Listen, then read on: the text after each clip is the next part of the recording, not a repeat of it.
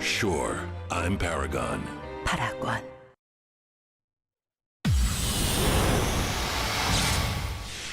북한이 그제 중대한 시험을 했다는 동창리 엔진 시험장에서 강력한 화염과 가스의 후폭풍 흔적이 포착됐습니다. 대륙간 탄도미사일 발사를 위해 로켓 엔진을 시험했을 가능성이 제기되고 있습니다. 트럼프 미국 대통령은 김정은이 적대적 행동을 할 경우 사실상 모든 것을 잃을 것이라고 경고했습니다. 여야 원내대표들이 내일 국회 본회의를 열어 예산안과 민생법안 등을 처리하기로 합의했습니다. 하지만 자유한국당 의원들이 필리버스터를 철회하는 대신 선거법 개정안 등 패스트트랙 법안을 상정하지 않기로 한 이 합의안에 대해 추인을 유보하면서 본회의 처리까지는 좀 더 지켜봐야 할 상황입니다. 중국 기상대가 어제와 오늘 베이징 등 중국 화북 지역에 스모그 경보를 발령했습니다. 고속도로 가시거리가 100m에도 못 미치고 항공편도 취소되고 있는데 우리나라도 내일 올겨울 들어 최악의 미세먼지가 예상됩니다. 추미애 법무부 장관 후보가 오늘 인사청문회 준비 사무실에 처음 출근했습니다. 상호 간에 존중하고 또 잘 행사하고 최선을 다하는 것이 국민을 위한 길이라고 생각할 것입니다. 추 후보는 윤석열 검찰총장으로부터 축하 전화를 받았다면서도 단순한 인사였으며 개인적으로는 서로 모르는 사이라고 말했습니다.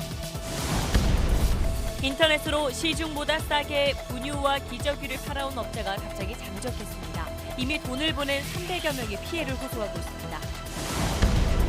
참여연대가 지난 1월부터 9월 사이에 거래된 9억 원 이상 서울 아파트를 분석한 결과 최근 2년 사이 집값이 오른 4,900여 호의 평균 증가액이 1억 4,300여만 원으로 조사됐습니다. 하지만 이들에게 부과된 종합부동산세는 평균 67만 원 오르는 데 그쳤습니다.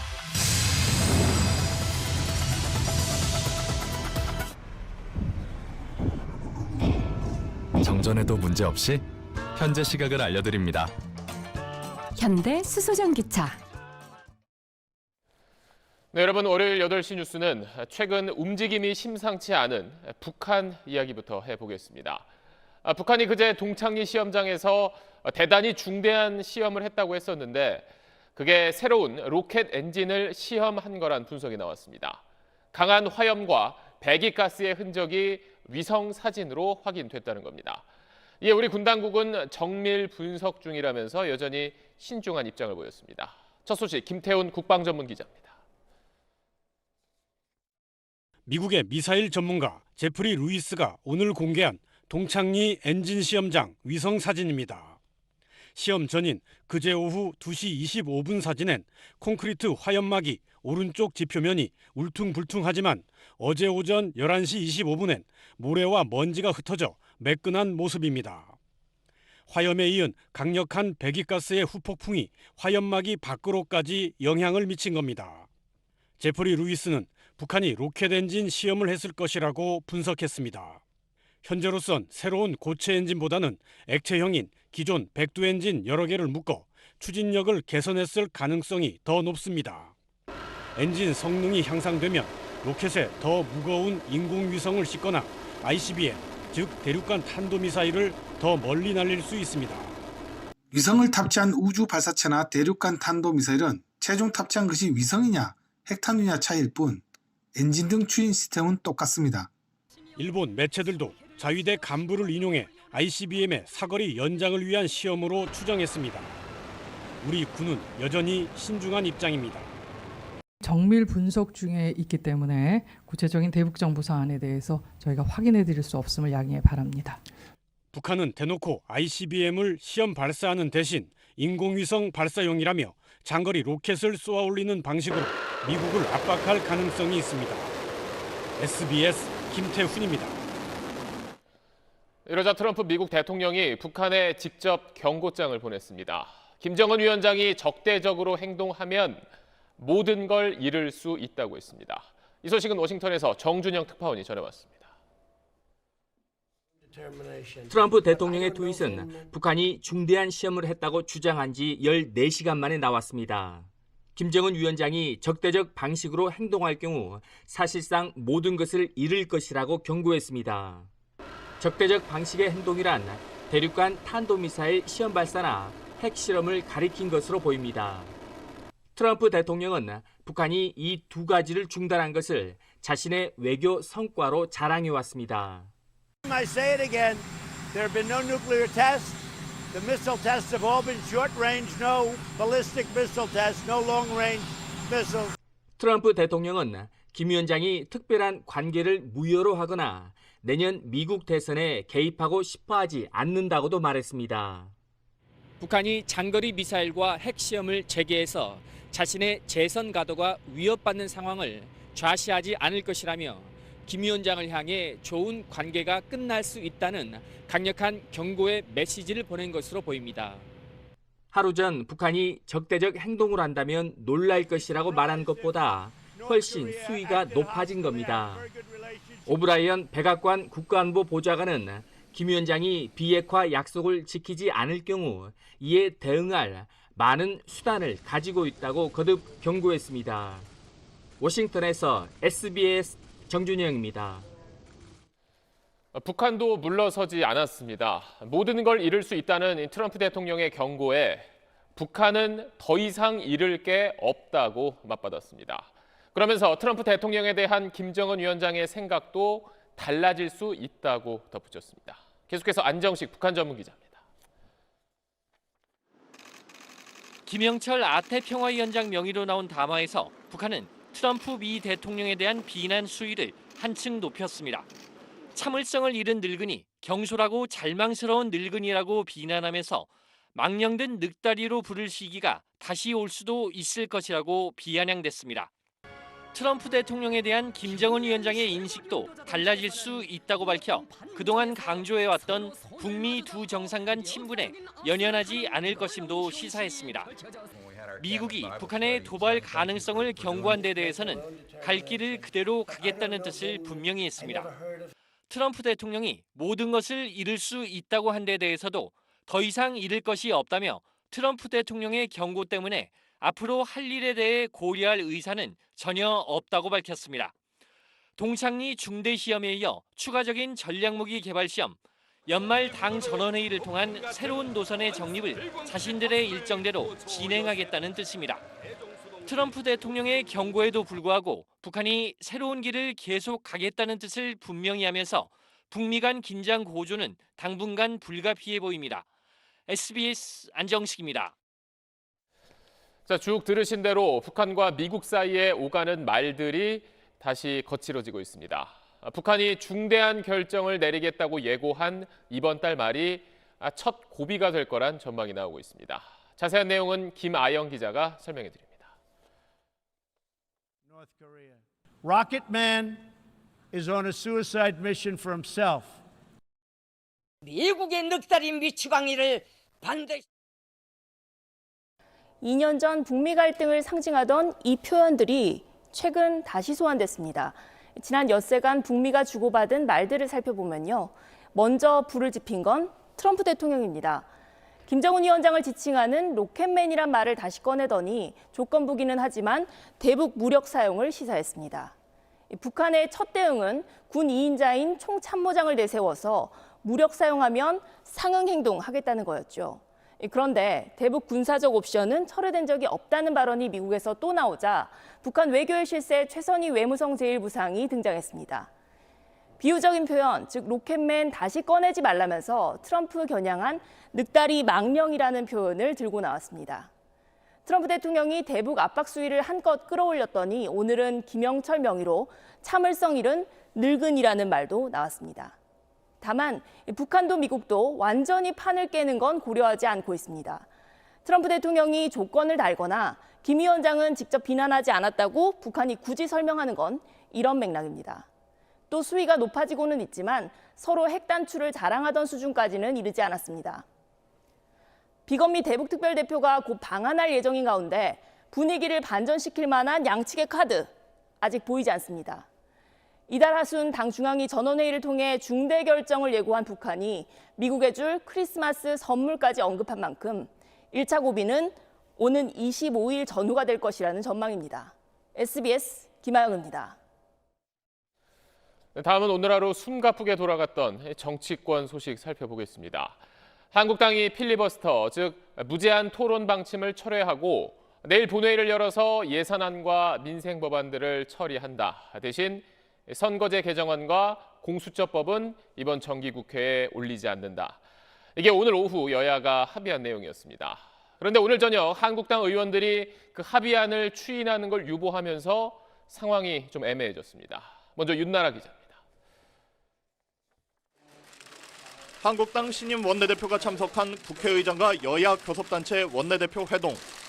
파국을 막기 위해 5개 항에 전격 합의했습니다.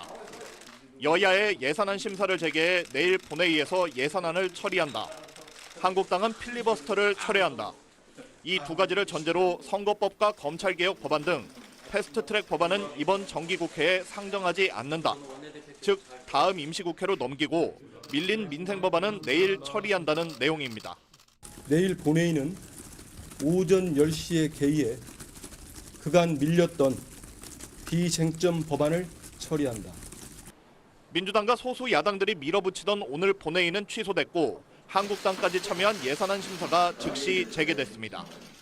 내일 정기국회 회기 내에 처리될 수 있도록 가능한 신속하고 효율적으로 졸속 처리하는 일은 없도록 밤을 새서라도 성심성의껏 심의를 하겠고요. 그런데 민주당은 이 합의문을 바로 추인했는데 저녁 6시쯤 끝난 한국당 의원총회는 예산안 심사를 지켜보겠다며 합의안 추인을 유보했습니다. 당장 내일 국회 본회의에서 한국당은 예산안 먼저 처리하자 민주당을 비롯한 다른 당들은 민식이법 등 민생법안, 이어 예산안 순서라며 대립하고 있습니다. 합의가 완전히 깨진 건 아니지만 한국당의 추인 유보로 내일 본회의까지 여전히 살얼음판입니다. SBS 윤나라입니다. 자, 오늘 한국당의 새로운 원내대표로 뽑힌 심재철 의원이 협상에 참여하면서 합의안이 나왔었는데 방금 들으신 대로 조금 전 한국당의 의원총회 이후 분위기가 다시 바뀌었습니다. 예산안 심사 결과에 따라서 여야 합의가 지켜질 수도 있고 그렇지 않을 수도 있다는 겁니다. 엎치락 뒤치락했던 오늘 하루 국회 상황을 남정민 기자가 정리해드리겠습니다. 아침 회의 때만 해도 정면 충돌은 기정사실이었습니다. 끝까지 타협이 이루어지지 않으면 결국 다수결을 통해 결정을 내려야 하는 신임 원내대표단은 패스트트랙 2대 악법을 저지하고 강력한 대여 투쟁을 전개해야 합니다. 한국당 원내대표 경선에서 강경 대여 투쟁을 예고한 심재철, 김재원 조가 승리하자 충돌 분위기 더 짙어졌습니다.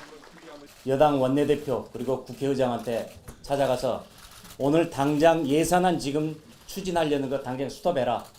4+1 그거 안 된다. 그런데 당선 직후 국회의장과 3당 원내대표 회동에서 심재철 신임 원내대표는 뜻밖의 타협안을 내놨습니다. 필리버스터 신청했던 것들은 자유한국당 의총 거쳐서 철회를 하고. 민생법안과 예산안은 내일 처리, 패스트트랙은 이후 임시국회로 정리되는 듯 했는데 각 당 추인 과정에서 분위기가 바뀌기 시작합니다. 민주당과 소수 야당들에선 한국당 교란체계 당해선 안 된다. 마냥 기다리지 않겠다는 등의 경계심이 쏟아졌고 내일 오후 2시에는 상정하려고 합니다. 합의가 되지 않으면 우리가 준비한 수정안을 가지고 예산 처리 과정으로 들어간다. 한국당 의원총회에서도 꽃길 깔아줬다. 필리버스터 왜 철회했느냐는 불만이 이어지더니 결국 합의안 추인을 유보했습니다. 예산안 밤샘 협상 결과에 따라 합의가 지켜질 수도 있고 내일 여야가 완전 딴소리를 할 수도 있는 상황입니다. 결과를 봐야 그 다음 단계에 대해서 저희들이 전부 다 말씀드릴 수가 있습니다. 예산안 합의 처리는 나머지 약속 이행의 전제 조건이 아닙니다. 참으로 어처구니가 없습니다. SBS 남정민입니다. 자, 들으신 대로 국회 상황이 한치 앞을 알 수 없는 안개 속 말 그대로 살얼음판입니다. 국회 취재 기자를 연결해서 좀 더 자세한 이야기 들어보겠습니다. 민경호 기자, 여야 합의 소식이 들린 지 몇 시간 만에 지금 분위기가 확 바뀌었어요. 이게 다시 원점으로 돌아간 건가요? 합의가 아예 무산된 건 아닙니다. 이 길었던 한국당 의총 직후에 심재철 원내대표에게 필리버스터 철회가 없던 일이 된 거냐고 물었는데 예산안 보고 판단하겠다는 답이 돌아왔습니다. 합의문 1번이 내일 본회의에서 예산안 처리한답니다. 지금 한국당 포함한 여야 예결위 간사들이 막바지 예산안 협상을 벌이고 있는데 예상대로 난항을 거듭하고 있습니다. 여기서 내일 본회의 전까지 합의가 이뤄지고 각 당 의원총회에서 받아들여지면 다음 단계로 나아가는 거고, 이 예산안 합의가 결렬되면 한국당 필리버스터 철회도 없던 일, 패스트트랙 상정 연기도 없던 일이 될 가능성이 있습니다. 근데 원래 여야 합의를 보면 예산안하고 같이 민생 법안도 내일 처리하기로 했던 거잖아요. 근데 만약에 오늘 예산안 심사 결과에서 서로 합의를 못하면 민식이법은 어떻게 되는 건가요? 이 민식이법 통과엔 사실 큰 이견이 없습니다만, 앞선 리포트에서도 전해드렸듯이 한국당은 예산안이 내일 본회의 1번 안건이다. 민주당과 다른 당들은 민생 법안이 1번, 예산안은 심사 끝나는 대로 이어서 하자는 겁니다. 이게 먼저 정리돼야 할 상황입니다. 또 민생 법안을 어디까지로 보는지, 민주당은 유치원 3법, 데이터 3법 등도 당연히 민생 입법이란 거고, 한국당은 유치원 3법은 아니라고 부딪히고 있습니다. 사실 그동안 여야가 가장 많이 부딪혔던 건 지금 신속처리 안건으로 지정된 선거제 개정안, 공수처법 이런 건데, 그럼 이 상황에서 이런 법안들은 앞으로 어떻게 될까요? 정확히 말씀드리면 선거법과 공수처 설치법 등 패스트트랙 법안들은 모레 이후 임시국회로 밀어놓은 상태입니다. 아직 대화를 해보자거나 그런 분위기는 아닙니다. 민주당은 한국당을 뺀 4+1 협의체 단일안을 확정해서 협의에 나서겠다는 계획인데, 지금 한국당 분위기로는 결국 임시국회에서 필리버스터 카드로 대응에 나설 가능성이 큽니다. 지금까지 국회에서 SBS 민경호입니다. 네, 중국 베이징에 지난 주말부터 심한 스모그가 덮쳤습니다. 베이징 주변 고속도로 곳곳이 폐쇄됐고 앞이 잘 보이지 않아서 여객기가 뜨지 못한 지역도 있었습니다. 문제는 이런 미세먼지가 바람을 타고 오늘 밤 우리나라 쪽으로 온다는 겁니다. 먼저 베이징 송욱 특파원입니다. 베이징 중심가 창안지에 건물들이 형체만 보입니다. 테난먼도 스모그에 가려 희뿌였습니다. 지난 주말부터 스모그가 덮친 베이징의 공기질은 최악 단계 6급 바로 아래인 5급 심각한 오염 상태가 이어졌습니다. 머리카락지름의 20분의 1에도 못 미치는 초미세먼지의 농도 PM2.5는 1세제곱미터당 200 마이크로그램에 육박했습니다. 前段时间刚从南方回来，所以感觉北京的这个空气啊什么的，明显感觉不太舒服。 텐진과 허베이 등 수도권 지역 도시엔 공기 오염 경보가 내려졌습니다. 짙은 안개로 공항마다 여객기 수십 편이 결항됐고 고속도로 곳곳이 폐쇄됐습니다. 能见度也就是20-30米，实在走不了了，就停到这里了。 중국 기상당국은 지난 주말부터 대기가 정체되고 습도가 높아진 것을 원인으로 꼽았습니다. 여기에 겨울 난방용 석탄 사용량이 늘어난 것도 영향을 미친 것으로 보입니다.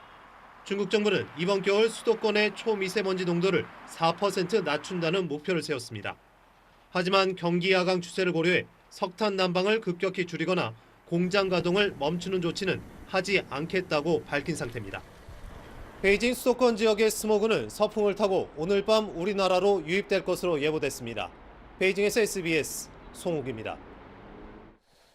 이 미세먼지 때문에 내일은 오늘보다 하늘이 더 답답하겠습니다. 이렇다 보니까 사흘 동안은 춥고 그다음 나흘은 따뜻하다던 우리 겨울 날씨가 이제 나흘은 미세먼지가 많다는 뜻으로 사만사미라는 말까지 나왔습니다. 11일 내일은 미세먼지 비상조치로 수도권 공공기관에는 차량 끝번호가 짝수인 차만 들어갈 수 있습니다. 정구희 기자입니다. 여의도 63빌딩이 희미하게 가려지고 서울 도심 전체가 뿌연 미세먼지에 갇혔습니다. 보시는 것처럼 나뭇가지도 거의 흔들리지 않고 겨울치고 바람이 굉장히 약한 상황인데요. 이렇게 대기가 정체되면서 미세먼지가 빠져나가지 못하고 쌓여 농도가 높아진 겁니다. 초미세먼지 농도는 서울이 세제곱미터당 53 마이크로그램, 경기도 55, 충북 60 등 평소의 2배 넘게 높아지면서 나쁨 수준을 보였습니다. 문제는 미세먼지가 계속 유입되고 있다는 겁니다. 붉은색으로 표시된 중국의 고농도 미세먼지가 오늘 밤과 내일 오전 우리나라 쪽으로 넘어올 전망입니다. 저녁 7시 기준으로 백령도의 초미세먼지 농도는 평소의 4배 정도인 세제곱미터당 91 마이크로그램까지 오르며 매우 나쁨 수준을 보이고 있습니다. 내일 제주도를 제외한 전국이 미세먼지 나쁨 수준이 예상되고 서울과 인천, 경기 지역은 매우 나쁨 수준까지 치솟을 것으로 보입니다. 환경부는 미세먼지 비상저감 조치를 발령했습니다. 내일 새벽 6시부터 밤 9시까지 서울 전 지역에서 배출가스 5등급 차량은 운행이 제한됩니다. 수도권과 충북은 공공기관 차량 2부제를 시행하는데 내일은 끝자리 짝수 차량만 운행 가능합니다. 행정기관과 공공기관 주차장은 모두 폐쇄되고 대기오염물질 배출 사업장 운영도 단축됩니다. SBS 정구희입니다. 다음 소식 이어가겠습니다. 법무부 장관 후보자로 지명된 추미애 민주당 의원이 윤석열 검찰총장과 개인적으로 모르는 사이라고 다시 한번 선을 그었습니다. 장관으로 임명된 뒤에 수사팀을 바꿀 거냐는 질문에는 답을 내놓지 않았습니다. 안상우 기자입니다. 추미애 법무부 장관 후보자는 오늘 오전 10시쯤 인사청문회 준비단 사무실이 마련된 서울 남부준법지원센터에 처음으로 출근했습니다. 추 후보자는 먼저 검찰 개혁에 대한 국민 요구에 부응하겠다고 각오를 밝혔습니다. 검찰 개혁을 향한 기대와 요구가 더 높아졌다는 것을 저도 확인할 수가 있었습니다. 검찰 개혁의 요체라고 한다면 국민들을 편안하게 만드는 것이라 생각합니다. 윤석열 검찰총장의 축하 전화에 대해선 윤 총장과는 모르는 사이라며 큰 의미를 두지는 않았습니다. 단순한 인사였고요. 헌법과 법률에 위임받은 권한을 상호간에 또 잘 행사하고 최선을 다하는 것이 국민을 위한 길이라고 생각할 것입니다. 추 후보자가 장관이 되고 나면 조국 전 법무부 장관 관련 사건과 감찰 무마 의혹, 하명 수사 의혹 등 청와대를 상대로 한 수사의 지휘 라인을 교체할 수 있다는 세간의 전망에 대해선 즉답을 피했습니다. 현재 청문회 준비를 하는 입장이기 때문에 그런 문제는 그 단계 이후에 적절한 시기에 말씀을 드리는 것이 맞을 것 같아요. 추 후보자는 지난 6일 이용구 법무부 법무실장을 단장으로 하는 인사청문 준비단을 구성했습니다. 추 후보자에 대한 인사청문 요청안은 이르면 내일 국회에 제출될 예정입니다. SBS 안상우입니다. 유재수 전 부산시 경제부시장의 감찰 무마 의혹을 수사하고 있는 검찰이 윤건영 청와대 국정기획상황실장을 최근 조사한 걸로 드러났습니다. 이젠 당시 청와대 감찰을 중단하라는 결정을 내렸던 조국 전 장관에 대한 조사만 남겨둔 상황입니다. 이현영 기자입니다. 서울 동부지검 형사 6부는 최근 윤건영 청와대 국정기획상황실장을 참고인 신분으로 불러 조사했다고 밝혔습니다. 구체적인 조사 시점과 진술 내용은 알려지지 않았습니다. 윤 실장은 김경수 경남도지사, 천경득 청와대 행정관과 함께 유 전 부시장에 대한 감찰 무마 의혹의 핵심 인물로 지목되었습니다. 재작년 청와대 민정수석실 특별감찰반의 감찰 당시 유 전 부시장이 이들 3명과 자주 메시지를 주고받은 정황이 포착됐지만 윗선 지시로 감찰이 중단된 뒤 해당 감찰 자료도 폐기됐습니다. 검찰은 최근 전 특감반원들을 상대로 유 전 부시장의 휴대전화 메시지 내용을 재구성한 뒤 3명을 잇따라 소환했습니다. 검찰은 윤 실장을 상대로 유 전 부시장과 감찰 관련 연락을 주고받은 적이 있는지 등을 확인한 걸로 알려졌습니다. 핵심 인물들에 대한 조사가 마무리되면서 이제 직접 감찰 중단 결정을 내린 조국 전 장관에 대한 소환만 남은 상황입니다. 검찰은 조 전 장관을 지난 주말 불러 조사할 예정이었지만 조 전 장관 측이 조사 일정을 연기해달라고 요청한 걸로 알려졌습니다. 검찰은 곧 조 전 장관을 불러 조사한 뒤 유 전 부시장 감찰 무마 의혹에 대한 결론을 내릴 방침입니다. SBS 이현영입니다. 이번엔 청와대 하명 수사 의혹 속보 살펴보겠습니다. 울산시장 관련 비리를 제보한 사람으로 지목된 송병기 울산시 경제부시장을 경찰이 과거 조사할 때 2차례나 이름을 숨겨주었던 걸로 드러났습니다. 경찰은 이름을 숨긴 이유가 석연치 않다고 보고 그 배경을 조사하고 있습니다. 이 소식은 전형우 기자입니다. 2017년 10월 송병기 울산시 경제부시장이 김기현 시장 관련 비위 의혹을 청와대 행정관에게 전달한 지 2달 뒤 해당 첩보는 울산경찰에 이첩됐습니다. 울산경찰은 한 달 뒤인 지난해 1월 송 부시장을 찾아가 면담 조사했습니다. 정식 조사가 아니어서 조서가 아닌 수사 보고서만 작성된 걸로 알려졌습니다. 그런데 2018년 3월 16일 경찰이 울산시장 비서실 등을 압수수색할 당시 압수수색 영장에 송 부시장의 진술 내용이 들어가 있었던 걸로 전해졌습니다. 실명이 아닌 퇴직 공무원 김모 씨로 익명 처리된 상태였습니다. 압수수색 이틀 뒤 경찰은 송 부시장을 참고인 신분으로 불러 조사했는데 이때도 퇴직 공무원 김모 씨로 가명 처리한 것으로 알려졌습니다. 두 차례나 이름을 숨긴 겁니다. 경찰은 이에 대해 송 부시장의 경우 조사받기를 꺼려서 가명 처리를 했다고 밝혔습니다. 하지만 검찰은 성폭력 사건처럼 민감한 범죄 관련자거나 보복 우려가 있는 것도 아닌데 가명 처리한 것이 일반적이지 않다고 보고 있습니다. 경찰이 처음부터 청와대에서 하달받은 첩보의 제공자가 송 부시장이라는 걸 알고 이를 감추기 위해 이름을 숨긴 건 아닌지 의심스럽다는 겁니다. 검찰은 또 황운하 청장이 울산지방경찰청장으로 부임한 뒤 기존 김기현 시장 관련 수사팀을 교체한 과정도 석연치 않다고 보고 경위를 조사하고 있습니다. SBS 전용우입니다. 부산에서 이리저리 차선을 바꾸던 승용차가 앞선 1톤 트럭을 들이받으면서 줄줄이 사고가 나 1명이 숨지고 8명이 다쳤습니다. 졸음운전을 했던 것으로 추정됩니다. KNN 강소라 기자입니다.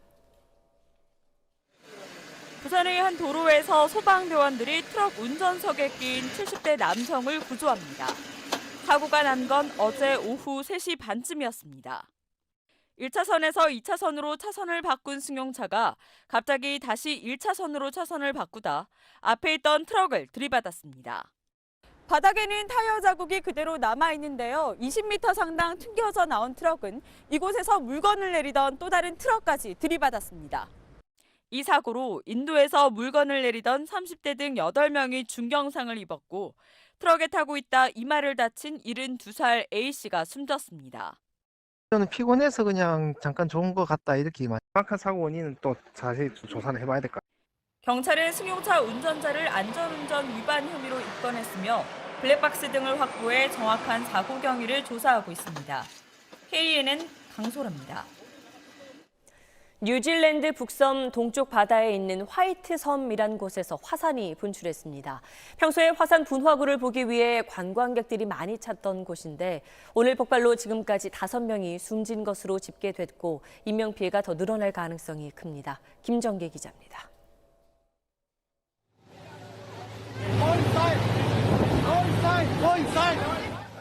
아슬아슬하게 보트에 올라탄 관광객들이 배 안으로 대피합니다.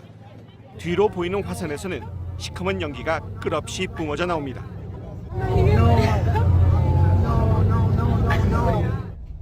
관광객 20여 명은 해안가에서 손을 흔들며 애타게 구조를 기다립니다. 뉴질랜드 북섬 동쪽의 화이트섬에서 현지 시간으로 오늘 오후 화산이 분출하기 시작했습니다.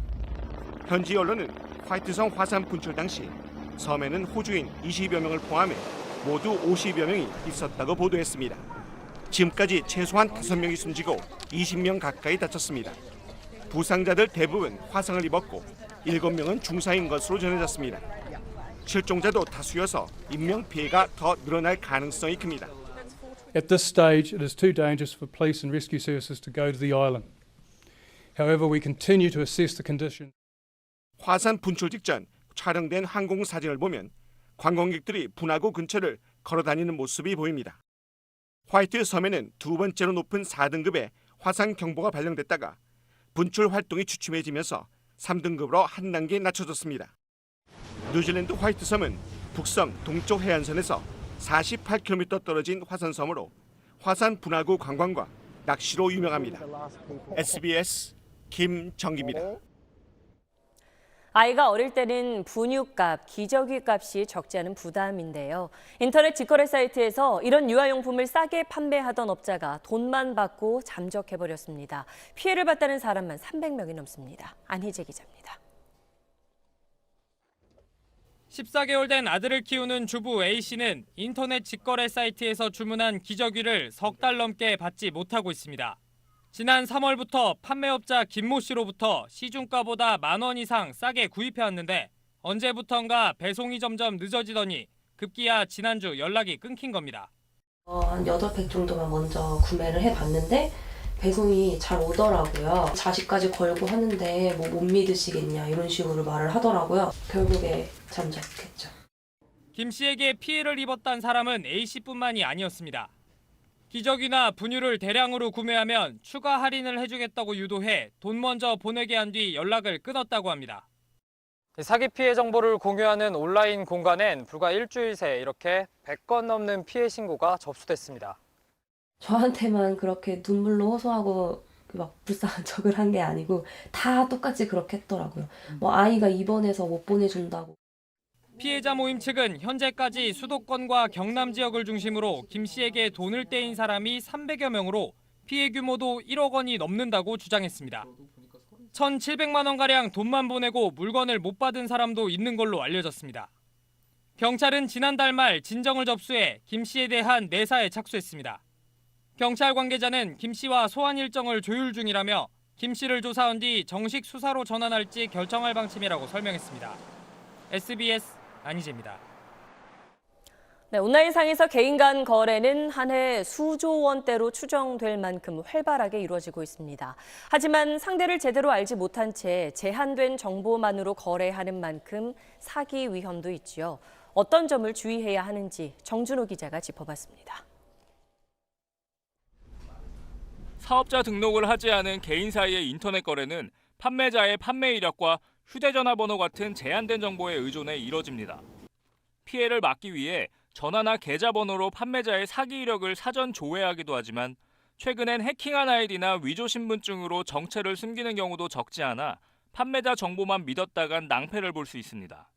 현금 입금하고 물건 안 보내주면 그냥 그거는 뭐 바로 사기로 연결될 수 있는 거여가지고 개인 간 거래라는 게 그런 리스크를 갖고 있다라는 것도 소비자가 어쨌든 좀 알아야 되고. 따라서 개인 간 인터넷 직거래에서 계좌이체부터 하는 건 반드시 피해야 합니다. 직거래 사이트가 제공하는 안전거래를 이용하는 게 지금으로선 가장 확실한 방법입니다. 안전거래는 구매자가 가상계좌를 통해 결제중개업체에 돈을 보내면 중개업체가 구매자에게 물건을 받았는지 확인한 뒤 판매자에게 대금을 지급하는 방식입니다. 중개업체에 수수료를 내야 하지만 판매자나 구매자 모두 믿을 수 있는 가장 안전한 방법입니다. 하지만 판매자가 SNS나 메일로 결제중개 사이트라며 URL 주소를 직접 보내줄 경우 사기일 가능성이 있는 만큼 주의해야 합니다. SBS 정준호입니다. 경찰이 한국기독교총연합회 대표 전광훈 목사를 출국 금지 조치했습니다. 지난달에 폭력 집회를 주도한 혐의인데 전 목사는 앞서 4차례에 걸친 경찰의 출석 요구를 모두 거부했습니다. 이세영 기자입니다.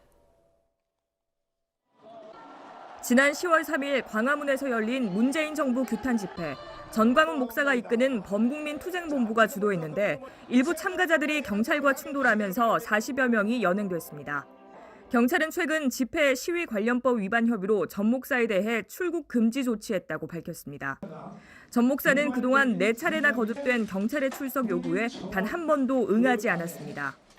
앞서 범투본 사무실과 집회 관계자 휴대전화 등을 압수수색한 경찰은 전 목사가 계속 출석을 거부하면 체포영장을 신청하는 방안도 검토하고 있습니다. 전 목사는 집회 당시 대통령 체포를 언급해 내란 선동 혐의로 또 종교 행사가 아닌데도 헌금을 걷어 기부금품법 위반 혐의로도 각각 고발된 상태입니다. 최근엔 청와대 앞 집회에서 한 발언으로 신성모독 논란에 휩싸였습니다. 하나님 꼼짝마. 하나님 까불면 나한테 죽어. 내가 이렇게 하나님하고 친하단 말이야. 막말을 넘어선 이단적 발언이란 비판 속에 기독교계의 전 목사 사퇴 압박도 한층 거세질 거란 전망입니다. 전 목사 측은 발언의 앞뒤 맥락을 고려하지 않은 악마적 편집이라면서 절대 신성모독이 아니라고 반박했습니다. 또 전 목사는 폭력 집회를 조장한 적이 없다며 앞으로도 경찰에 출석하지 않을 것이라고 말했습니다. SBS 이세영입니다. 후쿠시마 원전 사고 이후 방사능 걱정에 일본 수산물은 피하는 분들이 많은데요. 일부 수산물 시장 점포와 횟집에서 일본산을 국내산인 것처럼 판매하다 적발됐습니다. KNN 황보람 기자입니다. 부산의 한 수산물 시장입니다. 판매되고 있는 멍게가 보입니다. 일본산 멍게인데 원산지 표시판을 봤더니 국내산으로 적혀 있습니다. 멍게가 일본산이죠. 표시가 어디 있습니까? 그죠? 멍게가. 없죠. 이곳은 일본산 가리비가 국내산으로 둔갑됐습니다. 빨리 소금을 되는데 그거를 이 며칠 한 이틀 정도를 놓친 겁니다. 25kg에 달하는 일본산 참돔이 버젓이 국내산으로 바뀌어 판매되기도 합니다. 일본산과 국내산 참돔은 양식일 경우 색깔의 차이가 확연하게 나타나는 걸 볼 수 있는데요. 멍게와 가리비도 마찬가지로 색과 모양이 다른 것을 확인할 수 있습니다. 일본산을 국내산으로 둔갑하는 데는 이유가 있습니다. 후쿠시마 원전 사고 이후 일본산 수산물에 대한 거부감이 커지면서 잘 팔리지 않기 때문입니다. 국내산보다 비교적 싼 가격에 수입이 가능한 것도 이유입니다. 지금 겨울 시기에 아마 국내산이 멍게나 가리비는 국내에서 출하가 되지 않기 때문에 일본에서 수입하는 경우가 많고 시민들께서도 그 점에 대해서는 원산지를 좀 확인하시고.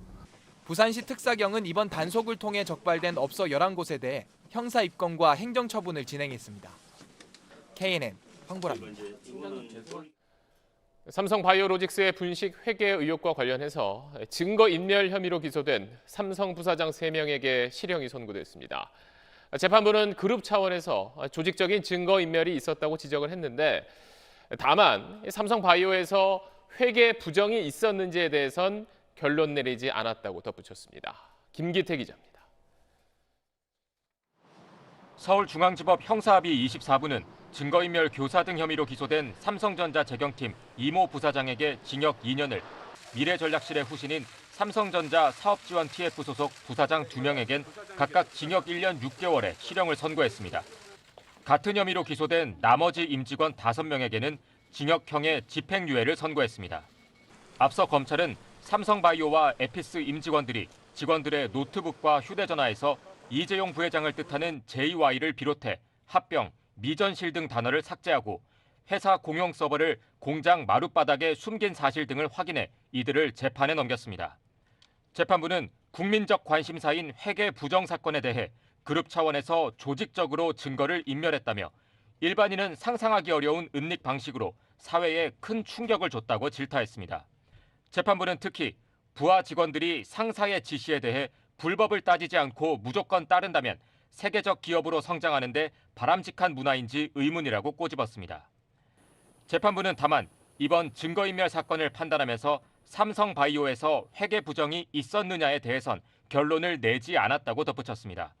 그러면서 수개월간 수사가 진행됐음에도 의혹의 본류인 회계 부정 사건은 기소조차 되지 않고 있다며 검찰 측에도 유감을 나타냈습니다. SBS 김기태입니다. 네, 국회 통과를 앞둔 이른바 타다 금지법을 놓고 시대착오적인 규제다, 아니다, 타다는 혁신 산업이 아니다, 이런 논란이 연일 뜨겁습니다. 이런 이야기가 나오는 배경을 정성진 기자가 분석했습니다. 타다 금지법이 국회 국토위를 통과하자 타다 모회사 소카의 이재용 대표가 비판을 쏟아냈습니다.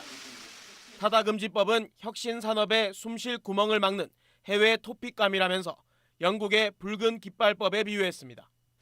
1865년 제정된 이 법은 마차 산업을 보호하려고 자동차 산업을 억누른 대표적인 시대착오적 규제입니다. 이에 택시단체들은 맞성명을 내고 타다를 혁신을 가장한 유사 콜택시라고 비판했습니다. 법안을 발의한 박홍근 의원도 타다만 혁신 기업이 아니며 다른 혁신 기업들은 개정안을 지지한다고 반박했습니다. 소비자 입장에선 법이 바뀌면 타다 서비스가 없어지느냐 아니냐가 최대 관심입니다. 승차 거부 문제가 제일 심했는데 불편함보다 그냥 좀 짜증날 것 같아요. 렌터카의 기사를 알선하는 현재의 사업 모델은 불가능하지만 기여금을 내는 방식으로 택시 면허를 사면 타다는 사업을 계속할 수 있습니다. 다만 택시 면허 사는데 들어가는 돈이 적자는 부담입니다. 그래서 타다가 존속할지 사라질지는 앞으로 만들어질 시행령에 달렸습니다. 시행령에는 택시 면허를 얼마나 어느 가격에 구입할 수 있도록 할지 등이 담깁니다. 모든 사업자를 끌어들여서 시행을 할 수는 없는 건 아니고 천차만별이죠. 왜냐하면 기여금 문제도 있고 앞으로 총량제도 있고 그런. 지금 벌어지는 대립은 시행령에 서로가 유리한 내용을 담으려는 전초전이라는 시각도 있습니다. SBS 정성진입니다. 종합부동산세 고지서가 날아오면서 주택 보유자들에게 세금 폭탄 떨어졌다는 말들이 나옵니다. 한 시민단체가 실제 그런지 분석했습니다. 세금이 늘기는 했지만 집값 오른 것에 비하면 아주 적은 수준인 것으로 나타났습니다. 화강윤 기자입니다. 서울 서초구의 한 아파트입니다. 전용 면적 84제곱미터에 종합부동산세가 318만 원으로 추정됩니다.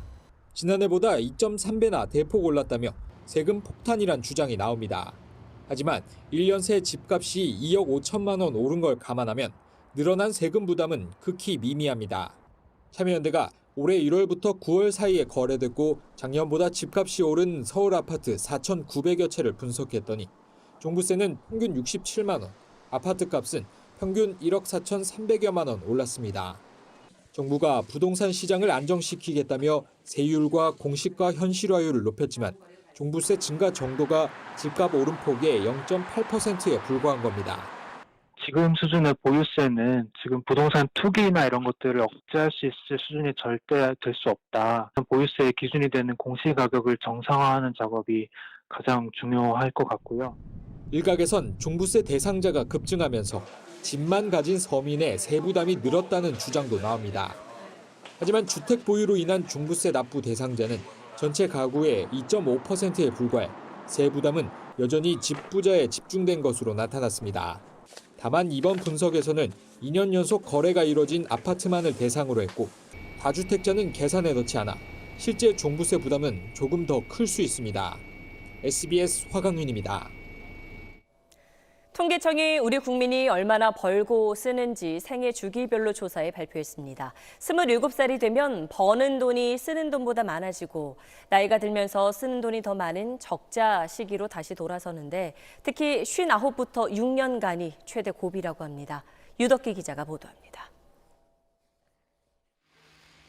나이 든 어르신들, 한창 때 충분히 저축하지 못한 걸 후회합니다.